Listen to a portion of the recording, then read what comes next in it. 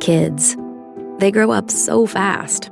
One day they're taking their first steps, and the next, they don't fit into the tiny sneakers they took them in. You blink your eyes and their princess dress is 2 sizes too small, and their dinosaur backpack isn't cool anymore. But don't cry because they're growing up. Smile, because you can profit off of it. For real, there are a bunch of parents on Depop looking for the stuff your kid just grew out of. Download Depop to start selling. So good, so good, so good. Score holiday gifts everyone wants for way less at your Nordstrom Rack store. Save on UGG, Nike, Rag & Bone, Vince, Frame, Kurt Geiger London, and more. Because there's always something new. I'm giving all the gifts this year with that extra 5% off when I use my Nordstrom credit card. Santa who? Join the Nordy Club at Nordstrom Rack to unlock our best deals. It's easy. Big gifts, big perks. That's why you rack.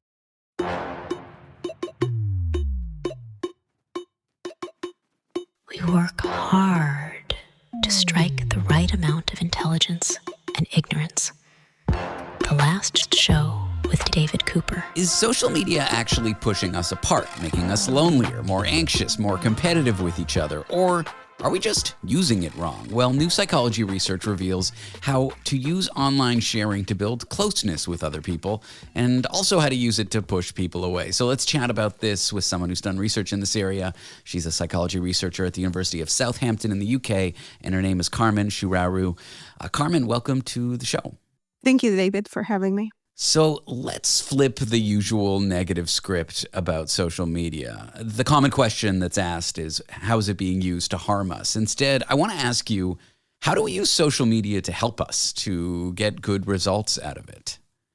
Okay, so our recent research, a systematic review, just showed that social media can fulfill the purpose that it was built for, so for creating and developing relationships.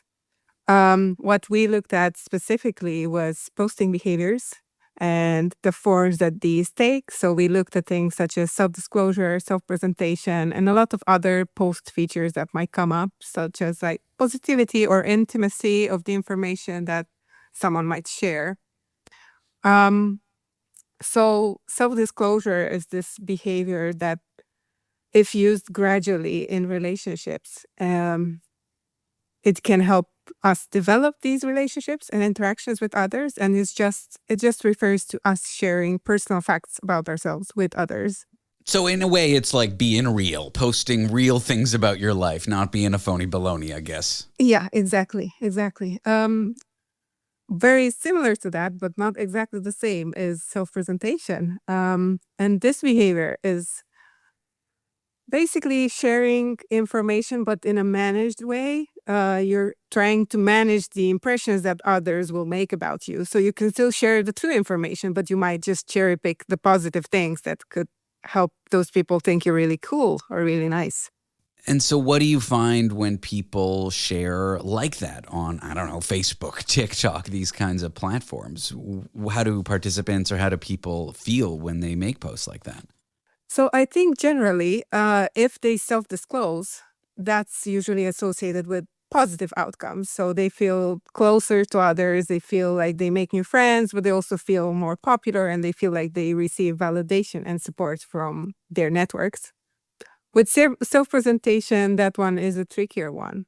I think people do like to see positive information about us, but I think there's a line that if we cross that line, they might perceive us as fake. They might trust us less, things like that. So I think it's fine to self-present. It's fine to tell people about your achievements. But I think once they perceive that you brag too much, they might like you less. They might trust you less. In summary.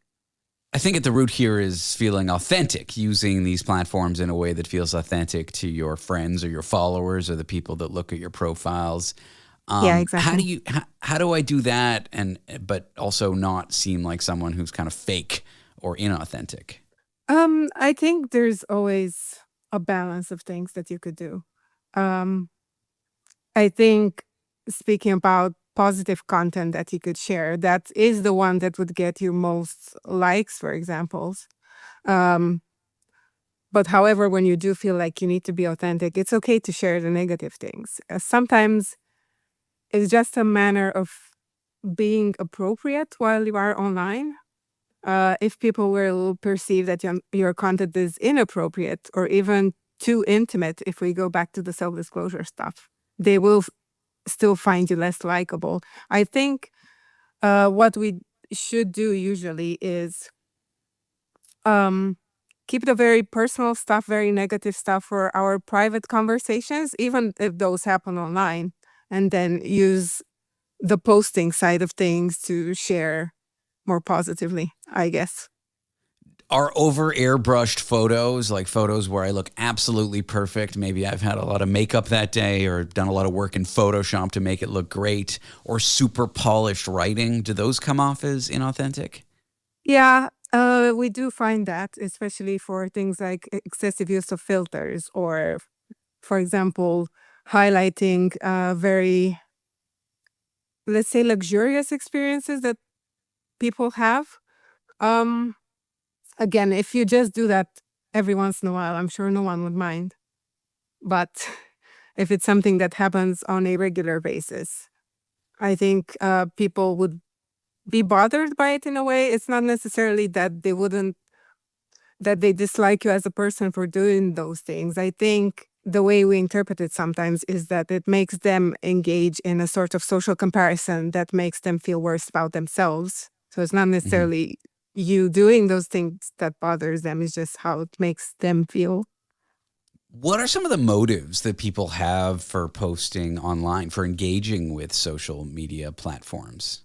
Oh, I think there's a variety of motives. So it could be just that you want to keep in touch with your friends or your family, perhaps if you live far away from them. Um, it could be meeting people who are similar to you, maybe people who you share similar hobbies with. Or it could just be wanting to feel validated. So, for example, you do something new, like you publish some research and you share that online so that people provide you with validation that what you did is really interesting and cool. Now, suppose I post about struggling with depression or grief and loss or mental health stuff, like really vulnerable private stuff, stuff Mm. that may not actually get too many likes, but might get, I don't know, private support. Yeah. Is that sort of posting behavior? Do people get rewarding results from that? Um, I guess we wouldn't know for sure, but I think you can still get some rewards. So, what we find is that indeed, like you said, you get fewer likes for these things, but people will still pay attention. And a lot of the times, those who are closest to you will reach out to you privately. And also, there's a thing that we must consider in terms of how close you are to your audience. So, for let's say close family members or close friends, they won't be bothered by this difference between sharing positive stuff and negative stuff. For them, they will still like you. When this does become important is for people who are more distant friends or more distant acquaintances, because they would perceive the very negative content as inappropriate. Let's make just like as a short word. Is there something to be said for social media, like amplifying our personality? For example, I have a friend who's very warm. He's a therapist, and his posts online are always, I don't know, so supportive and uplifting. I have another friend who, I don't want to throw around labels, but he's a bit narcissistic, and his posts are always kind of showing off. Can social media just sort of amplify our personality traits? Is there any truth to that? To be honest, I don't have an answer to that. I think it would be something worth exploring. But I do think that social media is a place that does encourage self expression. So whether you do that in accordance to yourself or you choose to maybe tone it down, I guess it's up to you. If someone listening wanted a takeaway from your research into social media, what would you recommend to them? Post more, post less, post more authentically? What would you recommend? I think it's a good thing to post more in a way. I wouldn't say my advice would be to post 10 times per day or something like that. But if you feel like you're getting benefits from it, audiences of posts, they do like to see more information on someone's profile because they feel like they get to know that person, they become more familiar to that person. and getting to know them and seeing perhaps similarities with the person that is posting is encouraging them to interact with that person and to like them more. Carmen Surariu is a psychology researcher at the University of Southampton in the UK. Carmen, thanks for talking to me about your research. I appreciate you coming on the show. Thank you for having me. Monster Energy. Everybody knows White Monster Zero Ultra. That's the OG. It kicked off this whole zero sugar energy drink thing. But Ultra is a whole lineup now. You've got Strawberry Dreams, Blue Hawaiian, Sunrise, and Vice Guava. And they all bring the Monster Energy punch. So if you've been living in the white can, branch out. Ultra's got a flavor for every vibe. And every single one is zero sugar. Tap the banner to learn more.